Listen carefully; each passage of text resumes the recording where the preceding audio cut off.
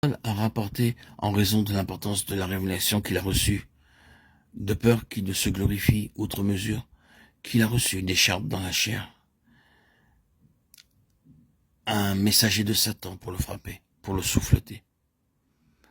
Paul supplia 3 fois le Seigneur pour cette chose. Mais le Seigneur lui dit, « Ma grâce te suffit, car ma puissance s'accomplit dans la faiblesse. » Nous avons de bonnes raisons de croire que la faiblesse en question était physique. Je trouve qu'il est difficile de ne pas croire qu'il s'agit en fait de la malaria. Il y a bien des raisons, je pense, pour croire qu'il s'agit de cette maladie. Les voyages de Paul concernaient souvent des régions infestées de moustiques, alors qu'il était démuni de tout moyen moderne permettant de surmonter cette maladie. Et quand vous vous souvenez que cette maladie affectait ses yeux, ce sont autant d'indications qui incitent à penser à la malaria. Nous n'argumentons pas que cela a été ainsi, mais nous trouvons difficile de croire à autre chose que cela. Mais quoi qu'il en soit, c'était quelque chose qui, de temps à autre, saisissait Paul et désespérait de la vie. Et il semble qu'il ne savait jamais quand cette chose allait s'abattre sur lui. Son écharde, c'est sûr, était une faiblesse physique. Elle est appelée un messager de Satan.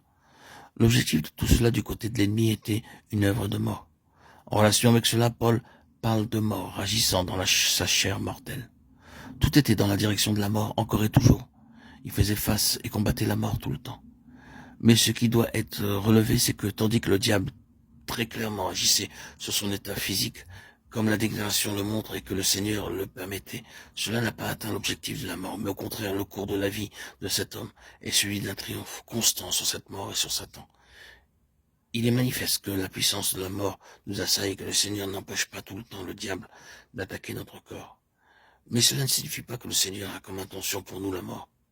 Vous pourriez penser que la logique est que si le Seigneur envoie un messager de Satan dont l'effet est la mort, assurément le Seigneur veut que nous mourions. Il n'y a aucune justification pour un tel argument. C'est tout à fait le contraire qui est vrai.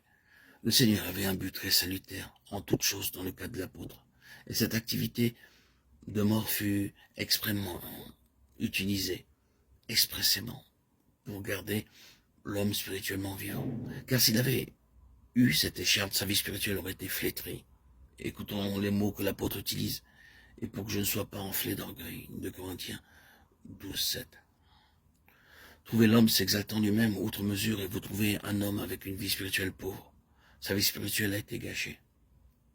Trouvez un homme qui est gardé humble dans cette voie, mais néanmoins triomphant dans une voie qui ne s'explique pas sur une base naturelle.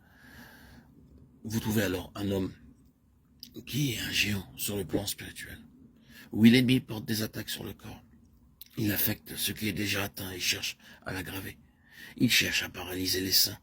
Mais l'ensemble de cette parole, surtout en relation avec la vie de l'apôtre Paul, est une grande déclaration que, même en présence d'un handicap humain, d'une faiblesse naturelle, de quelque chose avec lequel le diable lui-même est entré jusqu'à un certain point, avec la permission de Dieu, il y a une vie qui peut nous mener jusqu'à l'accomplissement d'un grand dessein divin qui ne connaîtra pas d'amputation, malgré les conditions naturelles restrictives. Saisissez-vous cela?